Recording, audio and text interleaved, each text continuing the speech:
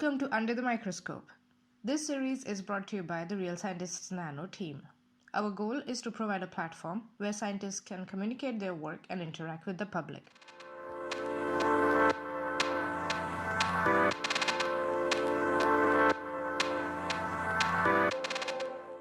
Hi everyone. Today we have with us Servet Ozdemir, who is a postdoctoral research associate at the Institute of Photonics and Quantum Sciences at Heriot-Watt University in Edinburgh, Scotland. Hi Servet, how are you? I'm very well, thanks. Wonderful. Could you explain your research to us in super duper simple words, please? Yes. So basically, I work on atomically thin two-dimensional crystals of atoms arranged in honeycomb shapes. These crystals exhibit manifestations of quantum physics. I work at the interface of exploring these physics using two complementary techniques, which are either electrons and electron transport or light. Okay. Yeah, basically, that's it in a nutshell. In super simple words. Okay.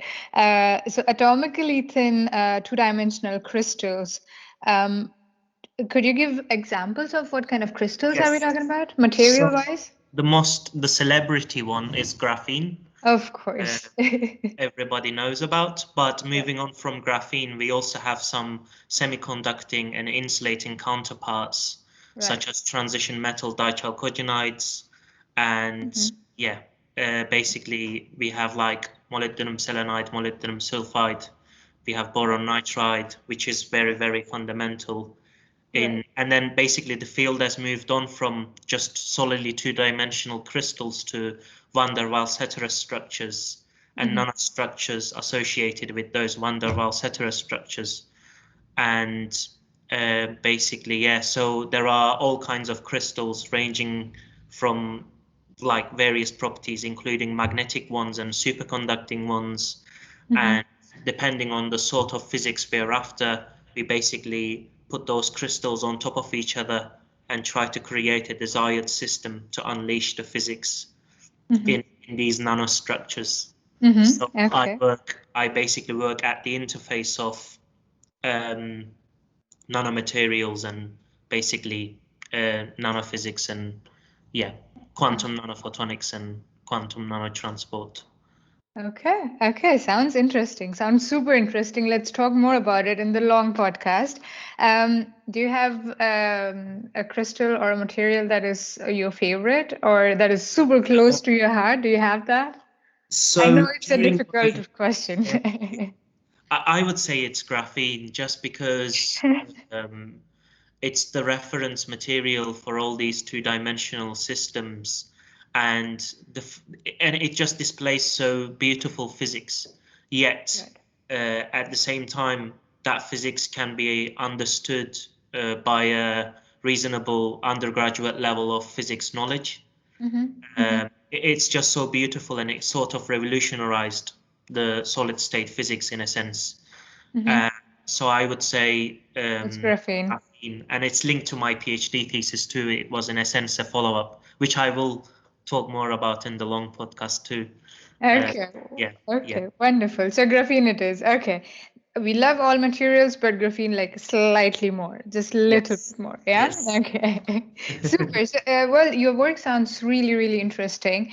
So what can the followers expect in the week that you are taking over the Real Scientist Nano Twitter account? So basically, I will introduce myself and how I got to where I am. Before my current position, I was a PhD student in Manchester, and where graphene was discovered, and I worked very closely with some of the people directly involved in the discovery. And basically, following on from there, I will give a brief introduction of the history of 2D materials, how it all began, and where it is now, basically. And on Wednesday, I will talk about the fascinating physics I discovered during my PhD on rhombohedral thin films of rhombohedral graphite, which was basically a generalization of graphene physics onto a three-dimensional quasi three-dimensional system. Mm-hmm. And on Thursday, I will talk about basically following on from my PhD work, I'll talk about the research of my current group, which involves Moria superlattices and quantum optics on those systems, and where the group is up to currently, some of the latest papers the group has published. Following on from there, I will also talk about my current project. Basically, I am at the interface of utilizing my PhD expertise with the current quantum optics expertise of the group. And we are basically trying to use the two techniques in a complementary way to understand Moria superlattices of transition metal dichalcogenides in a more clear way. And I guess finally what the followers can expect is an overview of the general quantum transport and quantum optics of 2D materials in a more physicsy way. Just because even though it is all materials and nanoscience, my background is physics, and I like to enhance the physics a little bit. So for those, but then I think it will be the nice thing about 2D materials is you don't lose anybody, especially Moria superlattices. They're basically very, very picturesque and putting two crystals on top of each other and creating an artificial crystal using the periodicity between them. So yeah, I'll keep things as general as possible and keep everybody interested.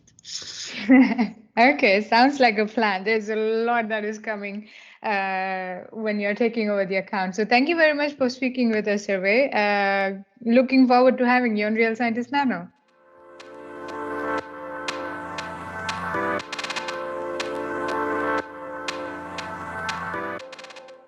Thank you for listening. To know more about us, please visit our website realscientistsnano.org and follow us on Twitter at realsci_nano.